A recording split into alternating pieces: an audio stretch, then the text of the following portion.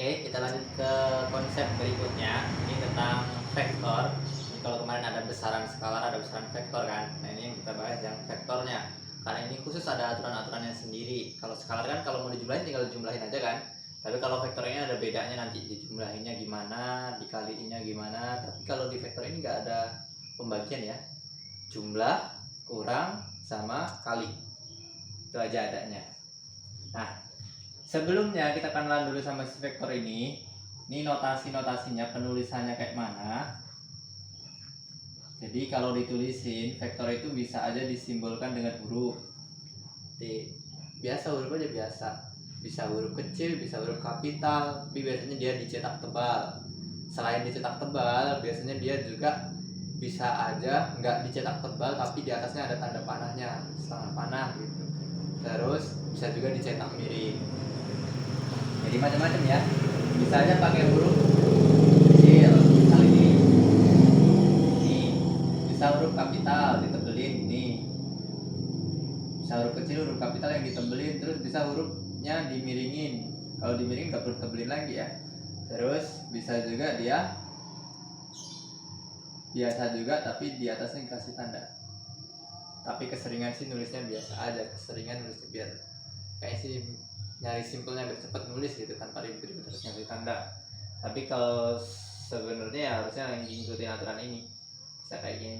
Nah bisa juga nanti dua huruf, nggak cuma satu huruf, bisa dua huruf.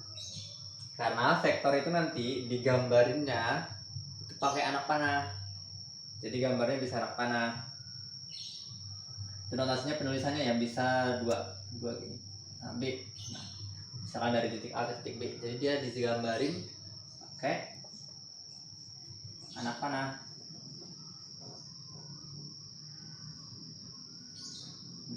Biasa anak panah biasa. Jadi ada titik-titiknya nih. Misal ini titik A, ini misal titik B. Jadi nanti nama vektornya AB gitu. Terus ini titik A ini disebut dengan pangkal. Ini disebut pangkal. Ini disebut ujung. Nah, panjangnya ini disebut nilainya. Jadi kalau nanti gambar vektor sesuaiin sama ukurannya. Misal kalau ukurannya 1, ini segini ini 1 misalkan. Nilainya 1, terus kita mau gambar yang nilainya 2. Nggak mungkin dong 2 lebih pendek dari ini, harus lebih panjang lagi 2 kalinya kayak gitu. Jadi hati-hati juga di penggambarannya. Siapa tahu nanti diperiksa bener-bener kan. Kalau jeli kan pemeriksaannya nanti ya salah juga kalau ukurannya nggak relatif sesuai aturan gitu. Itu aja. Ini untuk notasi sama gambarnya. Oke, ada pangkal, ada ujung. Terus nanti penulisannya gimana? Penulisannya ini kan ada posisi pangkal, ada posisi ujung. Jadi kalau dia ada dua posisi kayak gini, nanti bisa dikurangin posisi ujung dikurang posisi pangkal. Kayak gitu untuk penulisannya. Itu nanti aja, tapi itu udah masuk ke posisi aja nanti ya, bagian posisi nanti aja. Terus nih operasi hitungnya. Jadi bisa dijumlahin, jumlah dan kurang.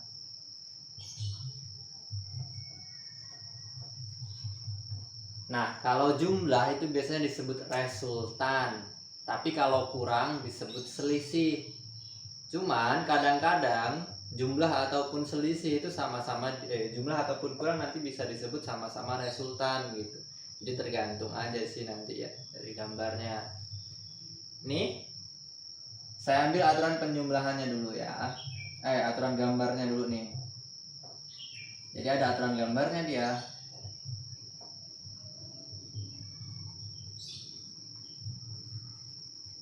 Jadi ada aturan gambar, terus ada aturan hitung nanti. Aturan gambarnya yang pertama itu ada si jajar genjang dulu aja. Jadi untuk mencari jumlah atau kurang kan minimal 2 ya, minimal 2 tuh. Supaya bisa dijumlahin atau dikurangin kan minimal 2. Jadi yang 2 nanti bisa jajar genjang, bisa segitiga untuk penggambarannya. Tapi kalau lebih dari 2 itu nanti namanya pakai poligon. Poligon itu segi banyak. Jadi bisa aja 3, 4, 4, 5, 6 dan seterusnya. Tapi kalau cuma 2, nanti bisa pakai jajar genjang atau si segitiga. Kenapa disebut jajar genjang? Karena memang bentuk gambarnya ya kayak jajar genjang. Misal ada vektor A kayak gini, saya pakai satu simbol aja ya. Berarti 1A, terus B ke sana. Maka penggambaran jajar genjang itu satu titik, ini titik pangkalnya harus jadi 1. Titik pangkalnya dijadiin 1 kalau untuk yang jajar genjang ya. Maka titik pangkalnya dijadiin 1. A-nya ke sana, tetap B-nya ke sana. Semoga sama ya. Semoga ukurannya sama. Jadi dia dibuat pangkalnya jadi 1. Itu metode jajar genjang. Terus resultan atau selisihnya yang mana? Resultan atau selisihnya yang ini. Kita tambahin garis bantu yang sejajar dengan semua vektornya. Ini sejajar sama ini, sama panjangnya. Terus yang ini sama dengan yang ini. Kita buat garis bantu. Nah, habis itu dari pangkal sampai ketemu di ujung garis bantunya. Nah, inilah resultannya. Ini untuk resultan A ditambah B.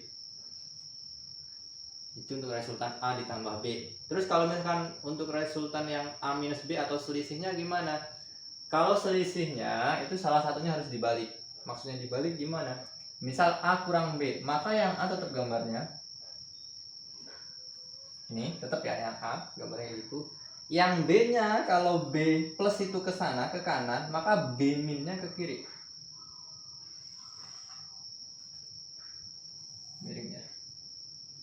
Enggak gelembung papan tulisnya ternyata. Nah, ini minus B. Jadi dia vektor itu bisa ditukar posisinya, dibalik gitu jadi minus gitu. Oke. Nah, terus gambarnya gimana? Sama. Dibuat garis bantu tadi, ini sejajar sama ini, ya sejajar sama yang bawah. Ini tarik garis lagi. Nah, inilah si R-nya. Ini jadi A min B. A ditambah min B, jadinya A min B. Beda kan? Kalau ditambahin jadi panjang, kalau dikurangin jadi pendek. Sesuai kan? Kayak gitu.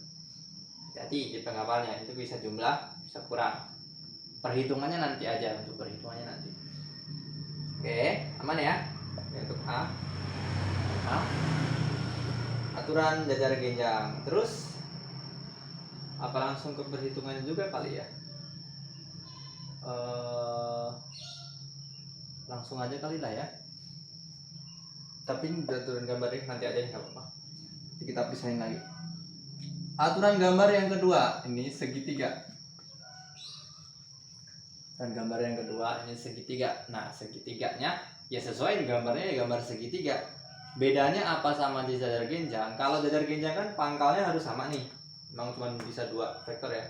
Pangkalnya harus sama. Tapi kalau segitiga pangkalnya itu berurutan. Hanya berurutan gimana? Kalau A tambah B berarti ini A, A-nya ke sana ya. A-nya ke sana.